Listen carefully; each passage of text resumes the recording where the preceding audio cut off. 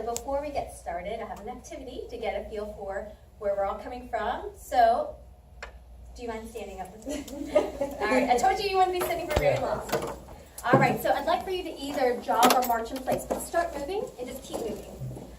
I'm going to ask you 3 questions, and if you answer yes to any of these, or if any of these apply to you, I'd like for you to stop moving.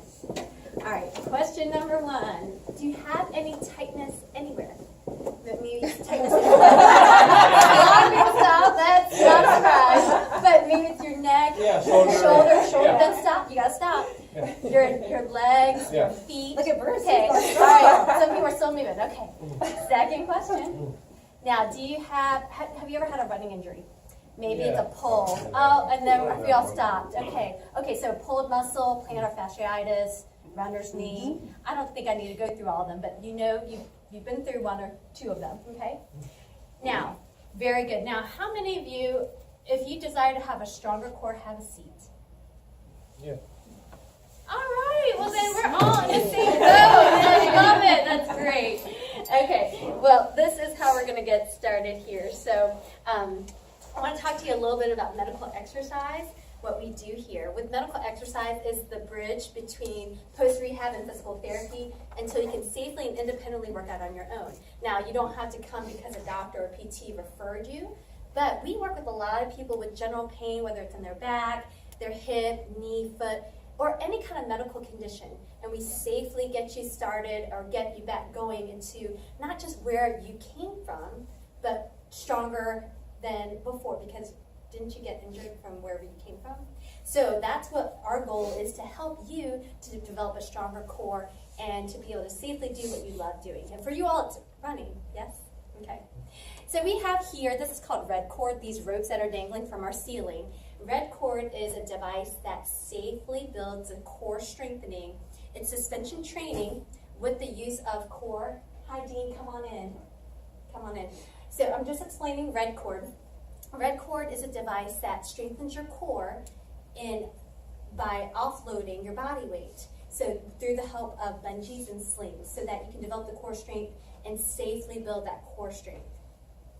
Our desire for you all tonight is to be able to be a happy and healthy runner. We have seen a lot of people come through our doors that have probably similar issues as you have.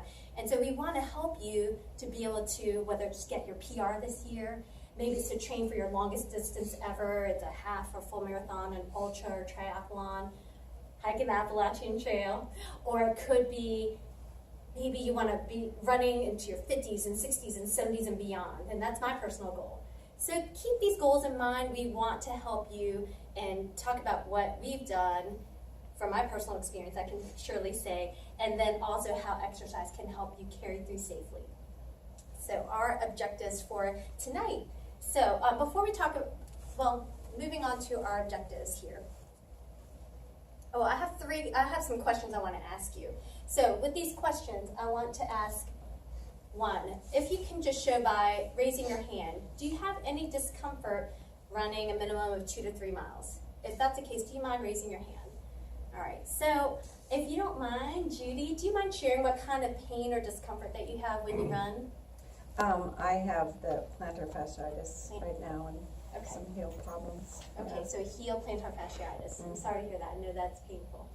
I also have the same, but the pain goes back after like 3/4 in the mile, and then it goes, and then after that I don't see it till I cross the finish line. But initial, when I start, it pops up like after a quarter mile and stays till the 3/4 of the mile. I see. Yeah. So you're warming up in that time, and so during your warm-up, you're finding that plantar fasciitis is flaring up. Okay. I'm sorry to hear about these issues. Thank you for sharing. So whether it be plantar fasciitis, maybe with other conditions, we're going to talk about how that all relates to the hip, which is why you all are here. These objectives for tonight, we're going to talk about the muscles of the hip. So just take a moment. Can you point to where your hip is? You don't have to get up or anything. Just point. Where is your hip? Some of y'all pointed to front in the front. Some of you pointed to the side. Some of you looked around and said, I don't know, where do I look? All right. So no one was wrong, all right? So the hip joint here, yes? The muscles that connect to the hip, so it's your core that connects, so the core, the back and the abs that connect to the hip, as well as the thigh. So you have the front and the back of the thigh and inner and outer thighs. We're going to identify the muscles of the hip. Next, we're going to discover the common imbalances and limitations of the hip. So what slows you down, right? So it could be pain. What kind of common issues do runners experience? And then lastly, you came to exercise. Now we do need to talk for a little bit, but we will get you moving at the end of this time. So we're not going to talk too long, but 3 exercises that you can take with you to have a happy and healthier hip. Now, it's all connected. So this is a picture of puzzle pieces and a bridge. So this is how our body is beautifully intertwined together. Our muscles are connected, and let's talk about how they're connected. But first I want to start with a little story, a personal story of mine.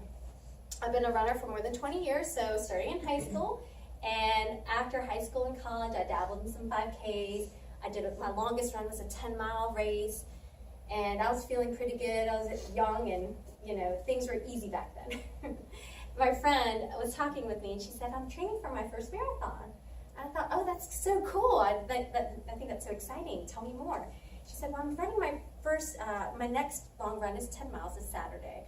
And I thought to myself, well, I've been doing some running here, and I'm doing a lot of group exercise classes, so I have some pretty good endurance. So on a whim, I said, "I'm going to marathon train with you."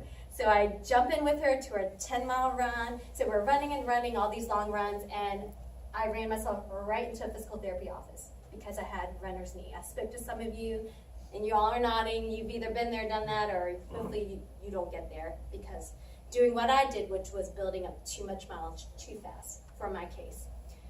Thus, I learned I've got to strength train. I need to do some cross training to help prevent injuries. I discovered TRX and fell in love. Fell in love so much so that I became an instructor. Hi, welcome, come on in. Hi, Catherine, hi, Cynthia, come on in. So with my story, I'm just sharing my little background. You may have even heard some of this before. So I became an instructor in TRX and then a personal trainer. Fast forward to this past year, I started studying medical exercise. Medical exercise, I learned that the core is not just the muscles that you work on with crunches or that you go to planks and you work your stomach and your back, but that there's more to it than just these superficial muscles. The neuromuscular control from what connects the brain to the rest of the body. So there's a whole chain here, right? There's this bridge. The core dampens every step that you take. So there's a transfer of forces. Whether you walk, you run, whatever it may be. If you think about it, if you take a step, that transfer of forces from the ground to the foot, ankle, leg, knee, up to the hip, and to the core. The core is the bridge between the upper and the lower extremities to help you with your everyday function of twisting and bending and being able to move. When you're running, you have some upper extremities connecting to your lower extremities. Therefore, the bridge, the core is that bridge between, and neuromuscular control, understanding that a little bit more so, made more sense to me, that not just doing the crunches and the planks, although that does work, but there is more I found that could work to help my body to connect the dots better and to be more efficient. So our goal is to be able to help you to learn how the muscles to communicate more effectively. And there's some muscles that Mimi will talk about in a second, how muscles, they gotta work together to be able to run forever and ever and ever, which is our goal, right? So we are going to move on to some anatomy, and I'm going to pass it off to Mimi. Thank you, Sandy. How's everybody doing tonight? Good. Okay, so there are different chains in our body. Muscular chains or myofascial chains. Okay, and that's just a fancy way of saying is that different parts of the body work well with other parts of the body, hence the chains. Now, here are 3 different ones here, but there are many more out there. And myofascial chains work in a fairly predictable way. And I say that is because someone comes in here with a limitation or pain or an issue, and we can pretty much understand what is happening up and down the chain based on understanding these guys. For the purposes of tonight, we are going to focus on the third one here, because as runners, this can relate to you, okay? So when you take a right step forward with your left arm forward, you see how that works in the cross pattern there? This is the posterior oblique sling. You don't have to remember that, but just remember, if this part of the body, your butt, is not working for whatever reason, it is going to recruit another muscle to do its job. That is the key.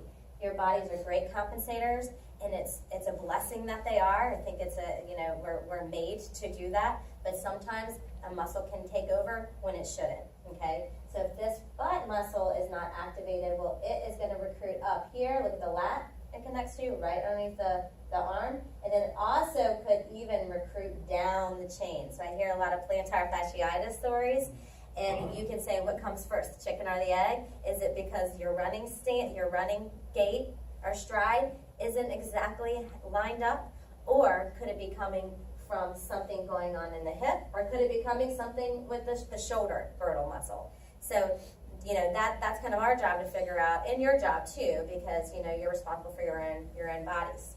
And I'm glad that y'all are here tonight, learning a little bit more. Okay, so here we'll go through a little bit of anatomy, and it's not to bore you, but I think you guys are probably very interested in your bodies and what the muscles are called. And one muscle doesn't work just by itself. Remember that. They all work together, synergistically, okay? The first muscle we're going to go through on the hip is your gluteus maximus. That is your butt muscle, okay? That propels you forward when you run. It is the powerhouse of the hip. It's also a deep hip stabilizer, and some people can even argue it's a deep core stabilizer too, okay? That muscle is pretty key in running. Now, the muscle opposite that does the opposite function, are the hip flexors. You guys see this hip flexor? That's the front of the pelvis right there. Front of the thigh, hip flexors. Those are pretty tight in most people in general, right? We sit a lot in our society. So if we're sitting, we are always in a flex, bent over position. So the hip flexors become short and tight. Does that make sense? So even if you're running, I know some of you run really long distance and you're thinking, well, I don't sit all the time. I'm pretty active. I'm not saying you're not active. I'm putting me in the boat, I'm putting Sandy in the boat, and Katie. And we sit a lot, we have desk jobs, we are on the computer, so as a society compared to our ancestors, we're very much flexed is this way, and not extended this way, right? You don't really do anything in this position. So just remember that. So if I have, here's a little light switch, okay? The hip, that's really light, bright. Okay, if my hip flexors are always on, because they're always activated, flexed, always short and tight, they're always on, it is really hard for me to turn them off. It's stuck. They're stuck. I can't turn it off. And I want to turn it off because I want to turn on my glutes, okay? Another example here, if you have a really, really tight hip flexor, the other side of the joint is the butt. If you think about a catapult, and you're catapulting the ball away, you're pulling and then the ball shoots, there's not a lot of distance for it to go if it's short and tight and the butt's on the other side. But if you elongate it, make it long and looser and pretty strong, the butt strong, look, if I pull this back, how much further the ball will go forward. So it's the same thing as you can relate that to running with your runner stance and really get that power behind your glide. Does that make sense? Okay, so that's one way your body will automatically shut off the glute, is a tight hip flexor. Let's talk now about glute med, okay? So glute med is this right here. You guys see that? That little muscle right up here. That muscle keeps you nice and tall and pulls you up, especially on a single leg stance. And you might think, well, I don't ever stand on one leg. I don't need that. But you do. With every step that you take with running, you're on the single leg stance, okay? 2.5 times your body weight right here. All right? So same reason why the glute max will be shut off, this muscle can be shut off too because of the flex position. If this muscle is turned off, it is going to go and recruit the TFL, tensor fasciae lata. Who knows what that is? You do? Have y'all had any issues with that? Mm-hmm. Yeah? You want to tell us? Oh, just very, very tight. Mm-hmm. Okay. So like hip flexors, the TFL also flexes the hip. It can flex the hip as well. So that's going to get